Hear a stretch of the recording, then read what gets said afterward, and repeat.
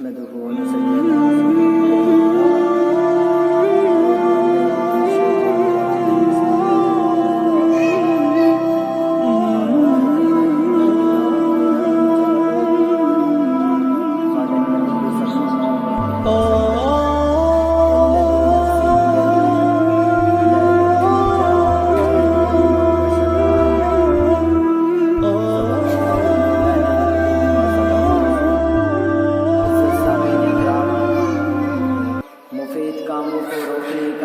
فرقہ واریت ہے۔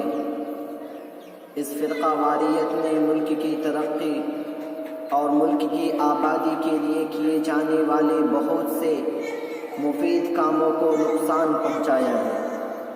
اسی طرح شہری اور بلاک لیول پر کیے جانے والے بہت سے اقتصادی، سماجی اور تعلیمی پروگراموں میں رکاوٹ ڈالا ہے۔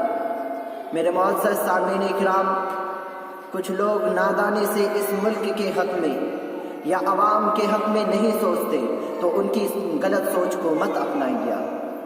آپ جس سچے اصول زندگی کے قائل ہیں، آپ جس سچے رسول کے امتی ہیں، اس منصب سے ملک و انسانیت اور انسانیت کے حق میں فکر کیجیے اور اس سچے دستور حیات کے نمائندے بن کر اپنے ساتھ رہنے والوں کے پیار، فائدے اور انسانوں اور ملک و انسانیت کے لیے نفع رسانی کے کاموں کو کرنے کی کوشش کیجیے۔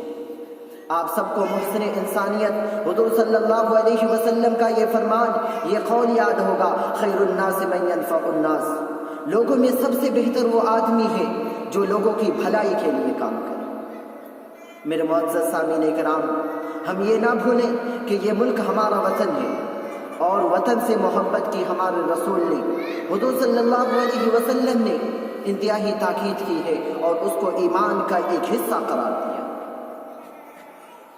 اس ملک کے لوگ ہمارے وطنی بھائی ہیں اور ہمارے ساتھ پاس پڑوس میں رہنے والے پڑوسی ہیں، انسانیت کے سچے ہمدرد ہیں۔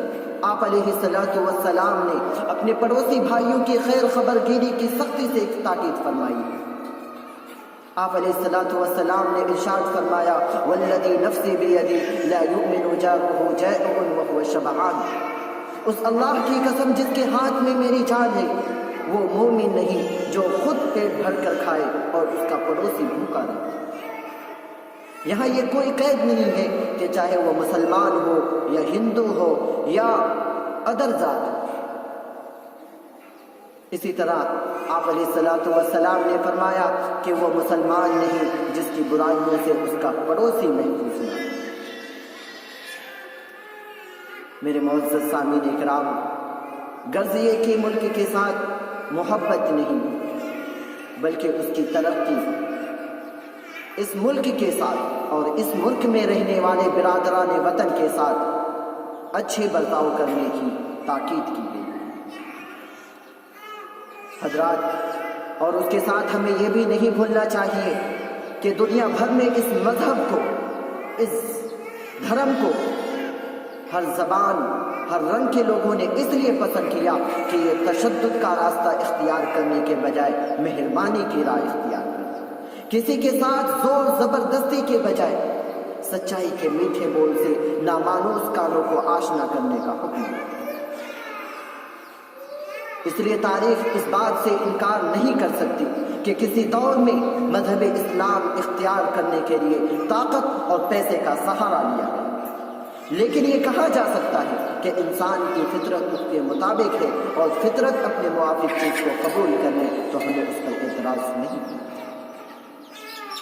میرے معزز سامعین کرام، اور اس کے ساتھ ہمیں یہ بھی ذہن نشی کر لینا چاہیے کہ کوئی آسمانی کتاب یا آسمانی ہدایت صرف اس کے ماننے والوں کی ذاتی چیز نہیں ہوتی، کسی قوم کا ذاتی حق نہیں ہوتا، بلکہ وہ سب کے لیے ہوتی ہے۔ اللہ تبارک و تعالیٰ اپنے ماننے والے کو جو روشنی عطا کرتا ہے وہ سب کے لیے ہوتی ہے، اس سے سب کو فائدہ اٹھانے کا۔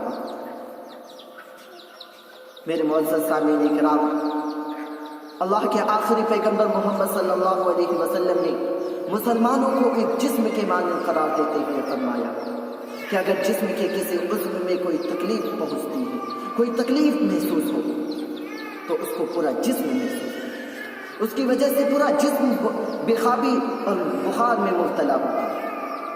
میرے معزز سامعین کرام، آپ کو آپ کے رسول نے آپس میں محبت کا گلدستہ پیش کرنے اور ایک دوسرے کے لیے خیر خواہی اور غمخوار بن کر زندگی گزارنے کی تاکید، اور اس چیز کو قرآن کریم نے زوردار انداز میں بیان فرمایا، انما المؤمنون اخوۃ فاصلحوا بین اخویکم،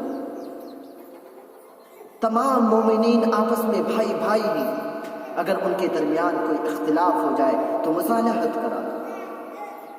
میں انہی چند باتوں پر اپنی تقریر کو ختم کرتا ہوں، وما علینا الا البلاغ۔